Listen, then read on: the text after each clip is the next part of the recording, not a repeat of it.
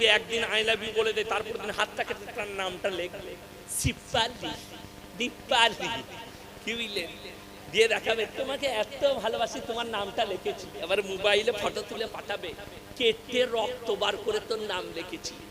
আবে তোর মা ছোট থেকে মানুষ করলো, তোর বাপ তোকে এত বড় করলো খাইয়ে, বাপের মহব্বতে একটা নাম হাতে কেটে দেখতে পারলি না, আর 3 দিন আই লাভ ইউ বলেছে তার নাম লিখে দিলি। নেমোখারামির একটা সীমা থাকে। যেমন আমাদের দেশে কি বুঝলেন, শুনেলেন আপনার এই যুবকরা শোনো, যে কোনো মেয়েকে আপনার পছন্দ হতে পারে, পারে না পারে, পছন্দ হতে পারে। আপনি আপনার পরিবারের দ্বারা, কোনো লোকের দ্বারা আপনি আপনার মা বাবাকে বলবেন যে আমার ওই মেয়েটাকে খুব পছন্দ, দেখুন বিয়ে দেবে নাকি। প্রস্তাব যাবে মেয়ের বাড়িতে যে আপনার মেয়েকে আমার ছেলের খুব পছন্দ, দিবে নাকি জিজ্ঞেস করো, রিস্তা পাঠাবেন। তকদিরে থাকলে হবে, না হলে কি হবে না, পাঠাবেন। শুনেলেন কেন বললাম, হাদিস শুনে নেওয়ার পরে আল্লাহ নবী সাল্লাল্লাহু আলাইহি সাল্লামের কাছে উনার মেয়ের জন্য প্রথম বিয়ের প্রস্তাব নিয়ে গেছেন, তিনি হচ্ছেন হযরতে উসমানে গনি রাদিয়াল্লাহু তাআলা আনহু। জোরে বলুন সুবহানাল্লাহ। নবীজিকে গিয়ে বললেন ইয়া রাসূলুল্লাহ, আমি আপনার মেয়েকে বিয়ে করতে চাই। নবীজি বললেন এ উসমানে গনি আমার সাহাবী, তুমি ফাতেমার থেকে ভালো বিবি পাবে, আর ফাতেমা তোমার থেকে ভালো স্বামী পাবে। এই কথা বললেন হযরত উসমানে গনি রাদিয়াল্লাহু তাআলা আনহু। নবীজির এই দোয়া শুনে খুশ হয়ে গেলেন যে ফাতেমার থেকে ভালো বিবি আমার কপালে জুটবে, আর ফাতেমা আমার থেকে ভালো স্বামী পাবে। আছেন কোথায়? মার্কেটে। আল্লাহ নবী হযরত আলীকে ডাকলেন, আলী তোমার সঙ্গে আমার মেয়ে ফাতেমার বিবাহ দেওয়া হবে, যাও দেলমোহর নিয়ে এসো। আমাদের দেশে এখন ধারে বউ পাওয়া যায়, জানে? এ ধারে বউ পাওয়া যায় না? হ্যাঁ, 1,10,000 টাকা দেলমোহর, 5,000 টাকা লগত, 1,05,000 ধার। ধারে বউ। আমি মালদায় জলসাই গেছি, আপনাদের স্টেজটা কত পাই কত আছে জানি না, 50,000 শ্রোতার স্টেজ ছিল, 50,000। মালদা সুজাপুর এইরকম 100টা প্যান্ডেল, একদিকে মেয়ে একদিকে ছেলে, স্টেজে বিয়ে হবে। আমি গিয়ে স্টেজে বসলাম, আমার 9টা থেকে টাইম, তো স্টেজে গিয়ে বসলাম। চলে এলো মেয়েগুলো, 7টা মেয়ের বিয়ে হবে, বিয়ে পড়াবে ইমাম সাহেবরা, তাদের প্রত্যেকটা গ্রামে ইমামরা এসছে। 80,000 টাকা দেলমোহর, 200 টাকা লগত, 79,800 টাকা ধার।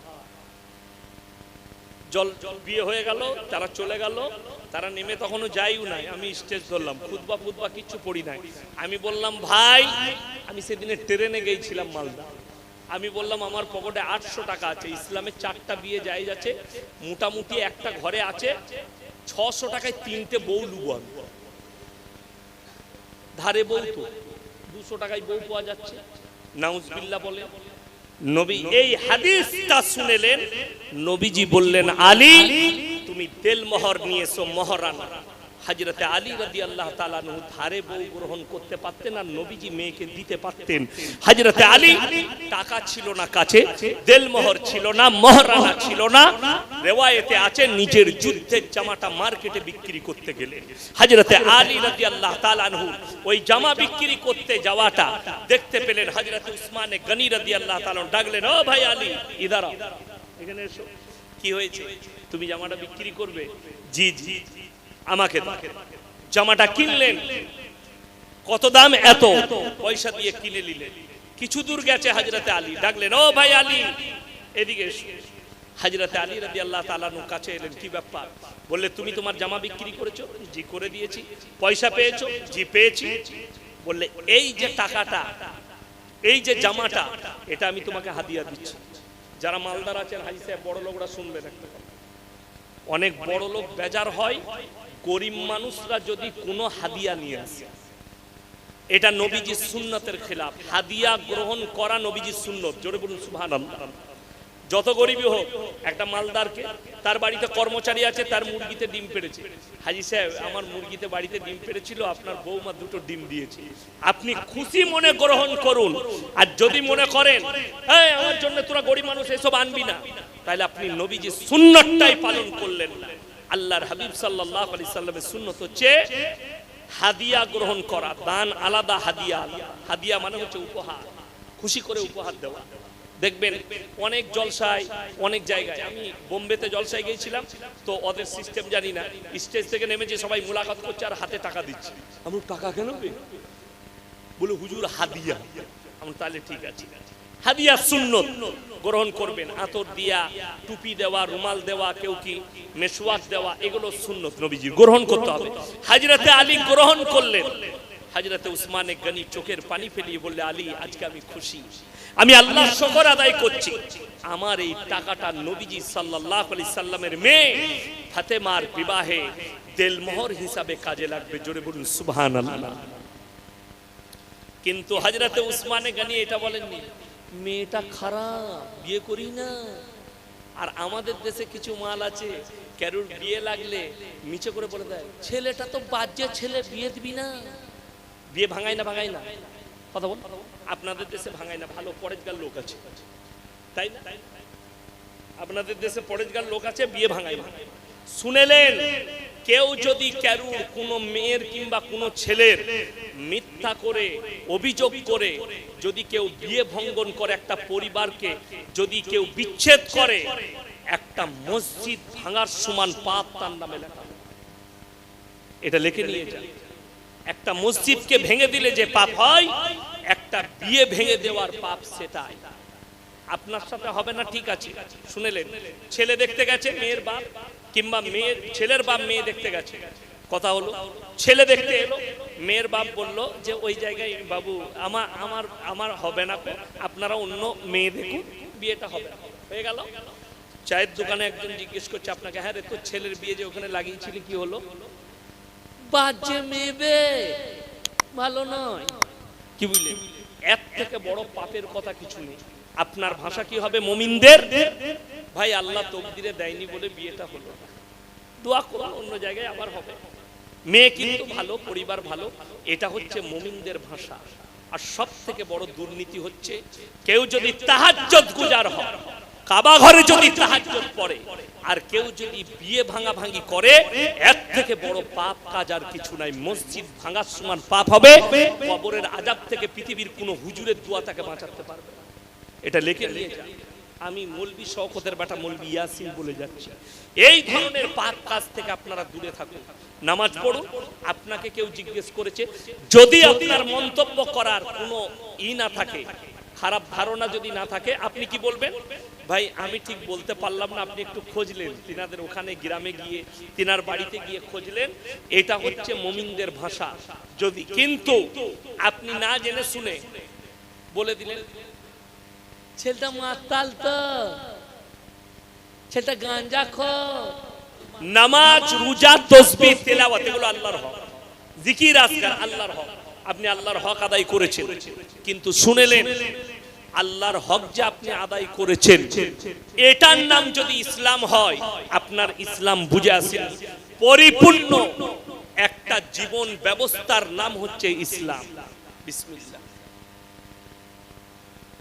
পরিপূর্ণ একটা জীবন ব্যবস্থার নাম হচ্ছে ইসলাম। আপনার খাওয়া দাওয়া, উঠা বসা, চলাফেরা, ব্যবহার, আখলাক, চরিত্র। ওই জন্য বুখারী শরীফের হাদিসে এসেছে, হে নবী, নবীজি বললেন, হে আমার সাহাবীরা শোনো, তোমরা ততক্ষণ পর্যন্ত মুমিন হতে পারবে না যতক্ষণ পর্যন্ত তোমার কাছ থেকে তোমার প্রতিবেশী সুরক্ষিত নয়। আপনি কতটা সুরক্ষা দিয়েছেন প্রতিবেশীকে, পরিবারকে, আপনার কাছের লোককে। আজকে বলে দিই মুসলমানদের, আপনি মসজিদ থেকে, আমাদের দেশে প্রত্যেকটা গ্রামে চায়ের দোকান আছে একটা, ফজরের পরে খুলে যায়, ফজরের আগে খুলে যায়, ঠিক কি না কথা বলে? ফজরের নামাজের পরে অনেক যতগুলো মসজিদ আছে সব গ্রামে পশ্চিমবাংলায়। কিছু মুসল্লির কাজ হচ্ছে নামাজ পড়ে চায়ের দোকানে বসা, না হলে মসজিদের বাইরে বসে এখন গোটা গ্রামের গীবত আর চুগলিগুলো ওরা করে। আমি বললি খারাপ বলবি, আমি বললি খারাপ, মিলিয়ে নিবেন। আর এর থেকে বড়, কেউ যদি কারো চুগলখড়ি করলো, নিজের মরা ভাইয়ের মাংস খেলো, এটা হাদিস।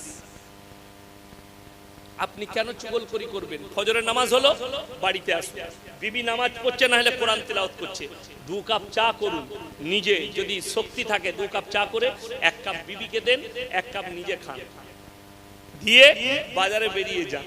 কি করে বেরোবেন? নবীজির সুন্নাত। তুমি যখন বাইরে থেকে বেরিয়ে যাবে, বাড়ি থেকে বাজারে যাবে, মার্কেটে যাবে, বাজার করতে যাবে, বিবির গলা ধরে বলো আজকে কি তরকারি করবে বলো, বলে তুমি যা খাবে তাই নিয়ে এসো, করে দেবো। বিবি বলবে, আপনি বিবিকে বলবেন তোমার পছন্দ মতো তরকারি করো, কপালে চুম্বন দিয়ে বেরিয়ে যাবে। আমাদের যুবকরা আমরা কি করি? আমি বাজার থেকে আসছি, রান্না করে ভালো করে তরকারিটা করিস বলে বেরিয়ে গেল। ঠিক কিনা? এ নবীর সুন্নাত নয়। তরকারি মজাও হবে না, এমনি ঝাল হয়ে যাবে। বিবিকে মহাব্বতের সঙ্গে নবীর সুন্নাত, গলায় হাত দিয়ে বলুন চা খেয়ে আজকে কি তরকারি করবে। যদি বলে আপনি যা খাবেন, আপনি যেটা এনে দিবেন মহাব্বতের সঙ্গে রান্না করুন, মহাব্বতের সঙ্গে। আমাদের দেশে আপনি মনে করেছেন খালি নামাজ পড়লাম, তসবিহ করলাম আর তেলাওয়াত করলাম, আমার মতো মুমিন আর পৃথিবীতে কেউ নাই, তুমি ইসলামই বুঝতে পারোনি। পুরো জীবন ব্যবস্থা আপনার দ্বারা যেন কেউ কষ্ট না পায়, আপনার ব্যবহারে যেন কেউ কষ্ট না পায়। এখন যারা যুবক আছো তাদের লেগে বলে দিই, যুবকরা শোনো, দেখেলেন আজকে পাপ কিভাবে আমাদের কাছে মুচুড়ে ঢুকে যাচ্ছে, তো কেউ প্রথমে বুঝতে পারেনি। প্রত্যেকদিন কি করছিল? যেখানে কোরআন থাকতো, আলমারিতে মসজিদে কোরআন থাকে না, থাকে না, রাতের বেলায় হেঁটে গিয়ে যে কোনো গ্রামে মসজিদে ঢুকছে, কোরআনের কাছে জুতোর মালা পরিয়ে দিচ্ছে। নাউজুবিল্লাহ বলে। একটা গ্রামে ধরা পড়েছে, তাকে মারবে, তারা চিনে না আমার এলাকায়, তাকে পুলিশকে ফোন দেওয়া হয়েছে, তাকে তুলে নিয়ে গেছে। তারপরে খবর হয়েছে ছেলেটা ম্যাড। আমি থানার বাবুকে বললাম, স্যার একে শিকল দিয়ে বাঁধা দরকার। তো বলে দেখুন আমাদের একটা আইনের ধারা আছে, আমরা এটা করতে পারি না, তার পরিবারকে করতে হবে, ডাক্তার দেখাতে হবে। তো তাদের বাড়িতে বলা হলো ফোন করে, চিকিৎসার জন্য তার চিকিৎসা করাও, তাকে বাড়িতে বন্দি করে রাখো। যদি এই ধরনের কাজ কোনো মন্দিরে গিয়ে করে ফেলে তো তারা পিটিয়ে মেরে ফেলবে, তারা জানবে না। তারপরে অন্য গ্রামের মসজিদে গিয়ে করলে তারা মেরে ফেলবে, তারা ই করবে। তো তাকে মারা হতো, কিন্তু নিষেধ করা হলো যেহেতু সে ব্রেনের দিক দিয়ে পাগল, তাই তাকে কিছু বলো না। আপনাদেরকেও নসিহত করে যাচ্ছি, যে ধর্মেরই ছেলে হোক, যে জাতিরই ছেলে হোক, যদি এই ধরনের কাজ করে তাকে ফট করে হাত চালাবেন না।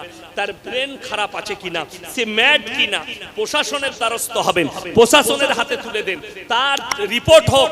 যদি সে পাগল হয় তো তার পাগলের চিকিৎসা হবে। তার জন্য আমরা সব সময় মাফ করে রেখেছি, আমার আল্লাহ পাগল দিকে মাফ করে দেয়। জোরে বলুন সুবহানাল্লাহ। ওই জন্য পাগলদের জন্য শুনে নেন একটা সুখবর, কিয়ামতের দিনে আল্লাহ দরজা খুলে দিবেন জান্নাত আর জাহান্নামের, আর তাদেরকে বলা হবে তোমরা ইচ্ছা মতো প্রবেশ করো। তারা জান্নাতে প্রবেশ করবে, তারা জান্নাতে যাবে, তাদের কোনো হিসেব হবে না। জোরে বলুন সুবহানাল্লাহ। আমার মুসলমান ভাই, ওই জন্য আপনার উপরে জাল ছুঁড়েছে, আপনি জালেতে ফাঁসবেন না। শর্ট করে কিরকম ভাবে ফাঁসছে আজকে মুসলমান কিভাবে? আমি মুসলমান মানে আমি নামাজ পড়ি, তসবিহ করি, তেলাওয়াত করি, আমার বিভিন্ন কাজ আছে, আমি এই ধরনের কাজ করি মানে আমি মুসলমান। আমার ভাই মুসলমান